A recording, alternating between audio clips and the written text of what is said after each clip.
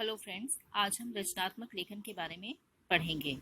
रचनात्मक लेखन रचनात्मक लेखन किसी भी भाषा के सतत विकास के लिए अनिवार्य है। अभिव्यक्ति का अधिकार मनुष्य का मौलिक अधिकार है। जब इसे रचनात्मकता का साथ मिल जाता है तो एक अच्छी कृति सामने आती है। रचनात्मक लेखन से अभिप्राय है किसी भी नए विषय, अप्रत्याशित विषय या नई सोच को अपने विचारों के साथ संकलित कर सुंदर ढंग से अभिव्यक्त करना। रचनात्मक लेखन की आवश्यकता क्यों महसूस हुई? रचनात्मक लेखन केवल मात्र लेखन को बढ़ावा ही नहीं देता, बल्कि साहित्य को समृद्ध करने का कार्य भी करता है। युवा पीढ़ी को यदि रचनात्मक लेखन की ओर अग्रसर न किया जाए तो उनकी क्रियात्मकता समाप्त हो जाएगी।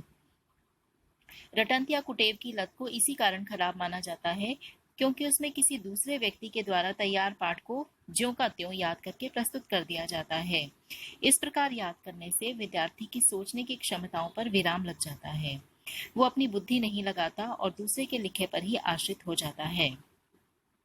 रचनात्मक लेखन के लिए कुछ बातों पर ध्यान देना जरूरी है। ये बातें हैं: विषय वस्तु की संपूर्ण जानकारी। जब भी हम किसी विषय पर लिखने बैठें तो ये ध्यान में रखना चाहिए कि हमें उस विषय की संपूर्ण जानकारी होनी चाहिए। दूसरी बात, विषय वस्तु की उचित रूपरेखा को मस्तिष्क में तैयार कर लेना चाहिए। लिखने से पूर्व ही हमारे मस्तिष्क में एक रूपरेखा तैयार होनी चाहिए कि हमने किन तथ्यों को पहले रखना है, किन्हें बाद में रखना है। इससे आपका लेख अधिक प्रभावशाली बन पाता है। तीसरी बात, सुसंबद्धता और बातों का सुसंगत होना। आपकी लिखी हुई हर बात में आपसी तालमेल जो है वो उचित तरीके से दृष्टिगत होना चाहिए। विषय से जुड़े तथ्यों में उचित तालमेल होना चाहिए। जो भी तथ्य हम प्रस्तुत करने जा रहे हैं अपने लेख में, उनमें उचित तालमेल होना चाहिए और जानकारी भी ठोस आधारों पर ही ली जानी चाहिए। अर्थात जो भी जानकारी हम प्रस्तुत कर रहे हैं उसकी उचित जानकारी जो है उसका आधार ठोस होना चाहिए। नए और अप्रत्याशित विषयों पर रचनात्मक लेखन में हमें आत्मपरक शैली का प्रयोग करना होता है, यानी कि मैं की शैली जो है वो अपनानी होती है।